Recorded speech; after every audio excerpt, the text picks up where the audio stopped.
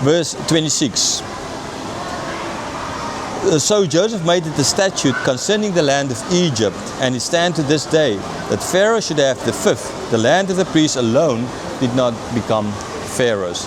Okay, so Moses writing this down years later on. They knew the system, how it worked. The people would give a fifth to Pharaoh, and the priests still had their own land.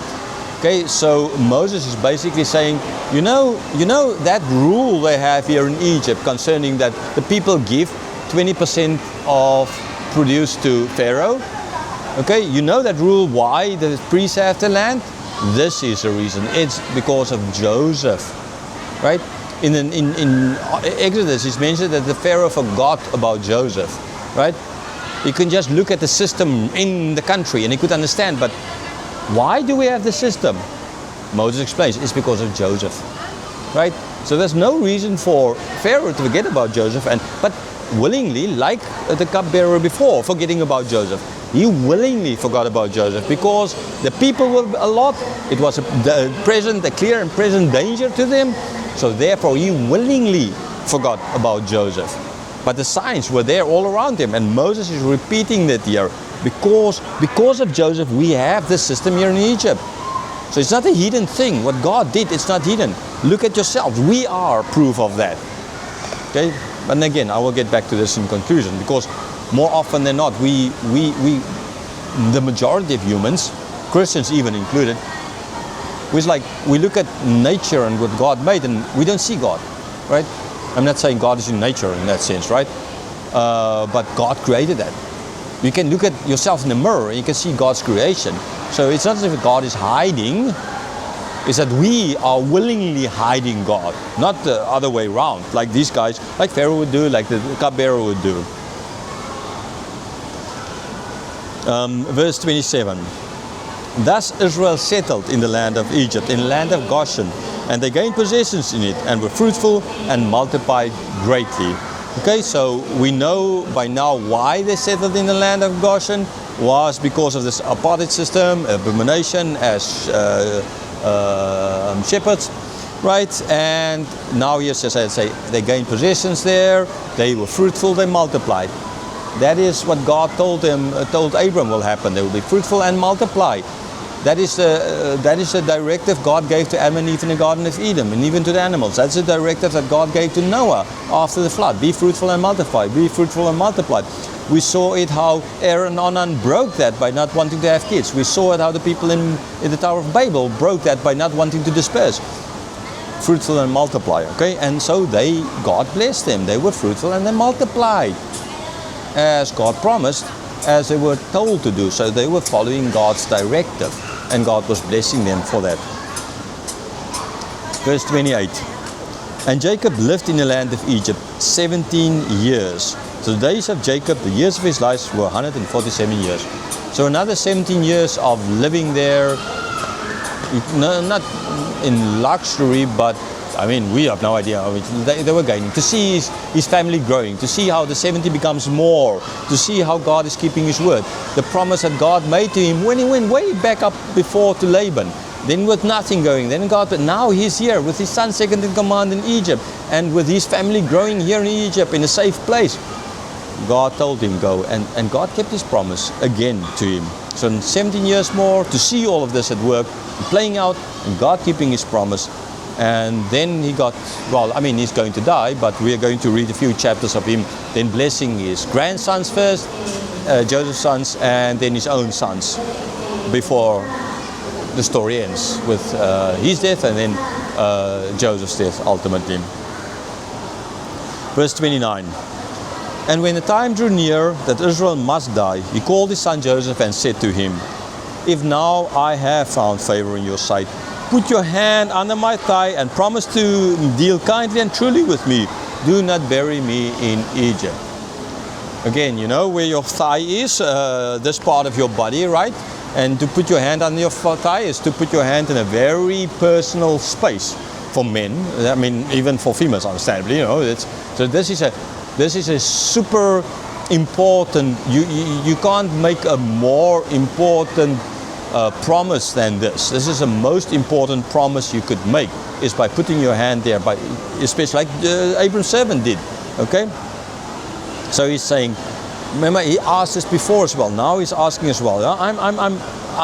I'm dying here. Promise me that you will deal kindly. Promise me that you won't bury me here, because ultimately my family graveyard is up there. Okay, there's my forefathers. There is where God, not just because my family graveyard is there, okay, because the family before Abraham, their graveyard is not there, right? But this is a land that God promised.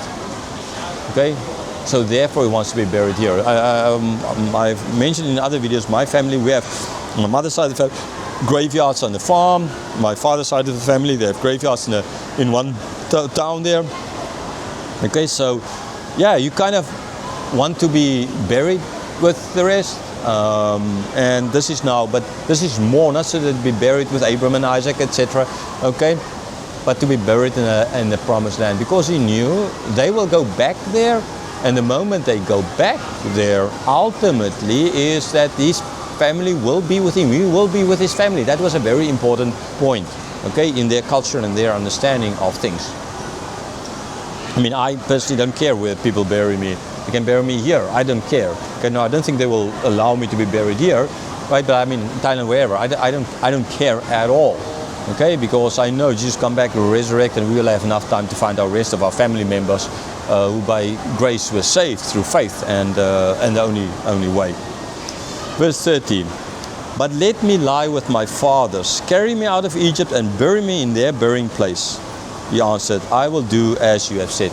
Now Joseph gives here in this, Moses is giving the main reason why Jacob is stating this, not just so much because it's the land of the promise, but this is where my family has been buried. This is the land of my forefathers, so I want to be buried with them.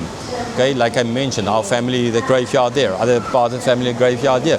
They want to be buried with their family members, husbands, wives together, sometimes with their children, kind of idea, right? Buried together because of this. So don't let me die here where I'm kind of alone. I want to be there with them. Now, and I did mention as well this before in other videos, that their idea of life after death was not as developed as it for us. There was Sheol, where you go after death, a place of waiting, kind of, right? We know you die, and after death you go to heaven, and then when Jesus comes back, you'll come back with him and be here on this earth, right? New heaven, new earth. For those who alive by the time Jesus comes back, they will be changed and they will be living here. So we understand it all. We understand that it doesn't matter if I'm buried in South Africa or wherever I'm buried. It does not matter at all. Okay, because you die and your spirit goes to heaven. So like really no problem where it's buried here. Okay, but their understanding of it was different then. Okay, so therefore he's asking, and therefore he's saying, I want to be buried with my forefathers, and not here. It's not even so much the land because of the promise, but because of that. But yes, that part of the promise as well at play here. Okay, he's not mentioning it, but that would have been as well ultimately a reason, because you'll go back there ultimately, and then you will be buried there. And I don't want to be alone here. Verse 31. And he said, swear to me. And he swore to him. Then Israel bowed himself upon the head of his bed. So Joseph swore to him. He put his hand in the thigh and he swore to him. He kept his promise, we are going to see.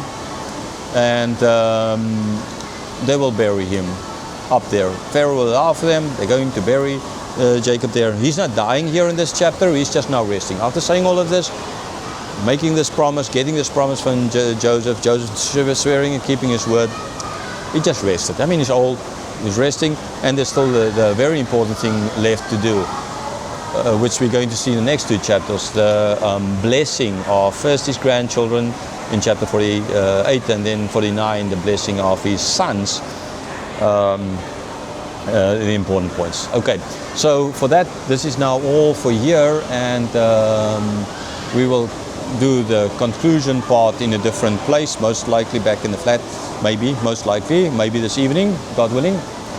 And yeah, from famine to all this, total difference.